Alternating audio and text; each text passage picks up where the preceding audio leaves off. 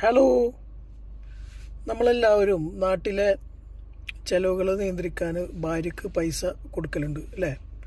അപ്പോൾ അങ്ങനെ പൈസ കൊടുക്കുമ്പോൾ ശ്രദ്ധിക്കേണ്ട ഒരു മേജർ കാര്യം ആണ് ഞാൻ പറയുന്നത്. പല പ്രവാസികളും എന്താ ചെയ്യാന്ന് പറഞ്ഞാൽ കുറച്ച് റേറ്റ് കൂടുതൽ കിട്ടാൻ വേണ്ടിയിട്ട് ഉണ്ടി വഴി പൈസ നാട്ടിലെ ഭാര്യയുടെ അക്കൗണ്ടിലേക്ക് എത്തിക്കും. അതായത് ഇവിടെ റിയാലോ ദിനാറോ ദിർഹംസോ ഒക്കെ കൊടുത്ത് നാട്ടിൽ ഗൂഗിൾ പേ വഴി വൈഫിൻ്റെ അക്കൗണ്ടിലേക്ക് എത്തിക്കുക, അല്ലെങ്കിൽ CDM വഴി വൈഫിൻ്റെ അക്കൗണ്ടിലേക്കൊക്കെ എത്തിക്കുക എന്നുള്ള രൂപം വരും.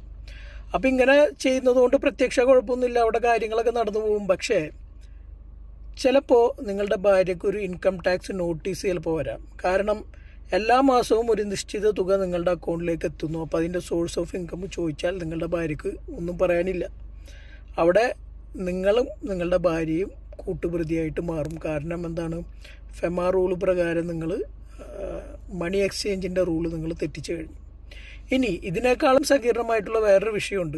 ഇത്തരത്തിൽ ഉണ്ടി വഴി പൈസ കിട്ടിയ ഭാര്യ ആ പൈസ എവിടെയെങ്കിലും എടുത്ത് നിക്ഷേപിച്ചു. ഫോർ എക്സാമ്പിൾ, എൻ്റെ ഭർത്താവ് കഷ്ടപ്പെട്ട് പണിയെടുത്തുണ്ടാക്കുന്ന പൈസ അല്ലേ, ഒരു 1000 രൂപയുടെ മ്യൂച്വൽ ഫണ്ട് കൂടാ, അല്ലെങ്കിൽ പോസ്റ്റ് ഓഫീസിൽ നിക്ഷേപിക്കാം. ഇങ്ങനെയൊക്കെ നിക്ഷേപിച്ച് കഴിഞ്ഞാൽ ഈ പൈസ മെച്യൂരിറ്റി ആവും ഏതെങ്കിലും ഒരു സമയത്ത്, 5 കൊല്ലം കഴിഞ്ഞ് 10 കൊല്ലം കഴിഞ്ഞ്. അപ്പോൾ ഈ പൈസ വിഡ്രോ ചെയ്യാൻ നമ്മൾ ചെല്ലുന്ന സമയത്ത് ഒരുപക്ഷെ ചിലപ്പോൾ സോഴ്സ് ഓഫ് ഇൻകം ചോദിച്ചാൽ നിങ്ങൾക്ക് ഇതിൻ്റെ ഉറവിടം നിങ്ങൾക്ക് വ്യക്തമാക്കാൻ പറ്റൂല. വേണമെങ്കിൽ പറയാം, എൻ്റെ ഭർത്താവ് ഗൾഫിൽ നിന്ന് അയച്ചു തന്ന പൈസയാണ്, പക്ഷേ ശരിയായ രീതിയിലല്ല അയച്ചിട്ടുള്ളതെങ്കിൽ ആ പൈസ അവിടെ ഹോൾഡ് ചെയ്ത് വെക്കാനൊക്കെ ഉള്ളൊരു ഓപ്ഷൻ ഉണ്ട്.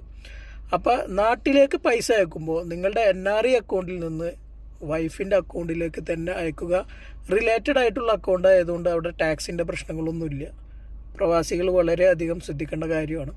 ഇനി വൈഫിൻ്റെ അക്കൗണ്ടിലേക്ക് ഡയറക്റ്റ് പൈസ അയച്ചു കൊടുക്കുന്നതിൻ്റെ ഒരു മേജർ ഗുണം എന്തെന്ന് ഞാൻ പറയാം.